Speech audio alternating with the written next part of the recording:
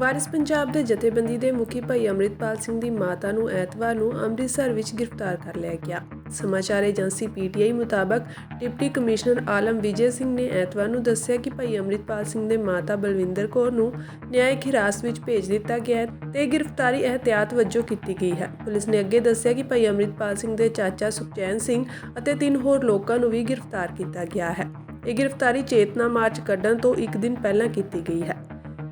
ਤੁਹਾਨੂੰ ਦੱਸ ਦਈਏ ਕਿ ਭਾਈ ਅੰਮ੍ਰਿਤਪਾਲ ਸਿੰਘ ਅਤੇ 9 ਹੋਰਾਂ ਨੂੰ ਅਸਾਮ ਦੀ ਜੇਲ੍ਹ ਤੋਂ ਪੰਜਾਬ ਦੀ ਜੇਲ੍ਹ ਵਿੱਚ ਲਿਆਉਣ ਦੀ ਮੰਗ ਲਈ 8 ਅਪ੍ਰੈਲ ਨੂੰ ਬਠਿੰਡਾ ਵਿੱਚ ਤਖਤ ਸ੍ਰੀ ਦਮਦਮਾ ਸਾਹਿਬ ਤੋਂ ਮਾਰਚ ਕੱਢਿਆ ਜਾਣਾ ਸੀ। ਉਹਨਾਂ ਦੇ ਮਾਤਾ ਬੀਬੀ ਬਲਵਿੰਦਰ ਕੌਰ ਅਤੇ ਹੋਰ ਗ੍ਰਿਫਤਾਰ ਵਿਅਕਤੀਆਂ ਦੇ ਪਰਿਵਾਰਕ ਮੈਂਬਰ 22 ਫਰਵਰੀ ਤੋਂ ਸ੍ਰੀ ਅੰਮ੍ਰਿਤਸਰ ਦੇ ਹਰਿਮੰਦਰ ਸਾਹਿਬ ਨੇੜੇ ਭੁੱਖ ਹੜਤਾਲ ਤੇ ਬੈਠੇ ਹਨ। ਦਰਅਸਲ ਉਹਨਾਂ ਵੱਲੋਂ ਸੋਮਵਾਰ ਯਾਨੀ ਕਿ ਅੱਜ ਅਸਾਮ ਦੀ ਡਿਬਰੂਗੜ੍ਹ ਜੇਲ੍ਹ ਤੋਂ ਭਾਈ ਅੰਮ੍ਰਿਤਪਾਲ ਸਿੰਘ ਨੂੰ ਪੰਜਾਬ ਦੀ ਜੇਲ੍ਹ ਵਿੱਚ ਤਬਦੀਲ ਕਰਨ ਦੀ ਮੰਗ ਨੂੰ ਲੈ ਕੇ ਚੇਤਨਾ ਮਾਰਚ ਕੱਢਿਆ ਜਾਣਾ ਸੀ, ਪਰ ਇਸ ਤੋਂ ਪਹਿਲਾਂ ਹੀ ਉਹਨਾਂ ਨੂੰ ਪੁਲਿਸ ਨੇ ਹਿਰਾਸਤ ਵਿੱਚ ਲੈ ਲਿਆ।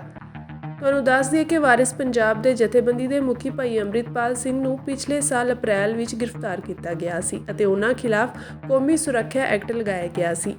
ਇਸ ਵੇਲੇ ਭਾਈ ਅੰਮ੍ਰਿਤਪਾਲ ਸਿੰਘ ਦੇ ਨਾਲ NSA ਦੇ ਤਹਿਤ 9 ਹੋਰ ਸਿੰਘ ਡਿਬਰੂਗੜ੍ਹ ਜੇਲ੍ਹ ਵਿੱਚ ਨਜ਼ਰਬੰਦ ਹਨ। ਇਹਨਾਂ ਵਿੱਚ ਦਲਜੀਤ ਸਿੰਘ ਕਲਸੀ, ਪਪਲਪ੍ਰੀਤ ਸਿੰਘ, ਕੁਲਵੰਤ ਸਿੰਘ ਧਾਲੀਵਾਲ, ਵਰਿੰਦਰ ਸਿੰਘ ਜੋਹਲ, ਗੁਰਮੀਤ ਸਿੰਘ ਬੁੱਕਣਵਾਲਾ, ਹਰਜੀਤ ਸਿੰਘ, ਭਗਵੰਤ ਸਿੰਘ, ਬਸੰਤ ਸਿੰਘ ਅਤੇ ਗੁਰਿੰਦਰਪਾਲ ਸਿੰਘ ਔਜਲਾ ਸ਼ਾਮਿਲ ਹਨ।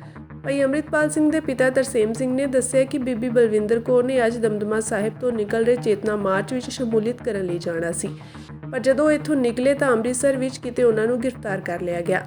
ਸਾਨੂੰ ਸ਼ਾਮ ਨੂੰ ਪਤਾ ਲੱਗਿਆ ਕਿ ਉਹਨਾਂ ਨੂੰ ਅੰਮ੍ਰਿਤਸਰ ਜੇਲ੍ਹ ਵਿੱਚ ਭੇਜ ਦਿੱਤਾ ਗਿਆ ਹੈ। ਉਹਨਾਂ ਕਿਹਾ ਕਿ ਗੁਰਮਤਿ ਚੇਤਨਾ ਮਾਰਚ ਨੂੰ ਫੇਲ ਕਰਨ ਲਈ ਹੀ ਸਰਕਾਰ ਇਹ ਸਾਰਾ ਅਡੰਬਰ ਕਰ ਰਹੀ ਹੈ। ਉਹਨਾਂ ਕਿਹਾ ਕਿ ਪੁਲਿਸ ਨੇ ਸਾਨੂੰ ਕੁਝ ਨਹੀਂ ਦੱਸਿਆ, ਸਾਡੇ ਕੋਲ ਇਹੀ ਜਾਣਕਾਰੀ ਹੈ, ਸਾਨੂੰ ਸਰਕਾਰ ਜਾਂ ਪ੍ਰਸ਼ਾਸਨ ਨੇ ਇਸ ਬਾਰੇ ਕੁਝ ਨਹੀਂ ਦੱਸਿਆ। ਲੋਕਾਂ ਨੂੰ ਨਸ਼ਿਆਂ ਤੋਂ ਬਚਾਉਣ ਲਈ ਉਹਨਾਂ ਦੇ ਭਲੇ ਲਈ ਇਹ ਮਾਰਚ ਹੋ ਰਿਹਾ ਹੈ ਅਤੇ ਸ਼ਾਇਦ ਸਰਕਾਰ ਨਹੀਂ ਚਾਹੁੰਦੀ ਕਿ ਲੋਕ ਨਸ਼ਿਆਂ ਤੋਂ ਬਚੇ ਰਹਿਣ। ਜੇ ਕੋਈ ਆਵਾਜ਼ ਚੁੱਕਦਾ ਹੈ ਤਾਂ ਉਸ ਨੂੰ ਡਰਾ ਧਮਕਾ ਕੇ ਰੋਕ ਦਿੱਤਾ ਜਾਂਦਾ ਹੈ। ਉਹਨਾਂ ਕਿਹਾ ਕਿ ਇਹ ਧਰਮ ਵਿੱਚ ਸਿੱਧੀ ਦਖਲਅੰਦਾਜ਼ੀ ਹੈ। ਸਾਰੀਆਂ ਧਾਰਮਿਕ ਜਥੇਬੰਦੀਆਂ, ਜਥੇਦਾਰ ਸ਼੍ਰੀ ਅਕਾਲ ਤਖਤ ਸਾਹਿਬ ਤੇ ਹੋਰ ਜਥੇਦਾਰਾਂ ਨੂੰ ਇਸ ਮਾਮਲੇ ਵਿੱਚ ਵੱਡਾ ਇਕੱਠ ਕਰਕੇ ਕੋਈ ਫੈਸਲਾ ਲੈਣਾ ਚਾਹੀਦਾ ਹੈ। ਸਰਕਾਰ ਕਰ ਕੀ ਰਹੀ ਹੈ ਤੇ ਅਸੀਂ ਉਸ ਦਾ ਮੁਕਾਬਲਾ ਕਿਵੇਂ ਕਰਨਾ ਹੈ, ਇਸ ਬਾਰੇ ਵੀ ਸ਼੍ਰੀ ਅਕਾਲ ਤਖਤ ਸਾਹਿਬ ਵੱਲੋਂ ਕੋਈ ਫੈਸਲਾ ਲਿਆ ਜਾਣਾ ਚਾਹੀਦਾ ਹੈ।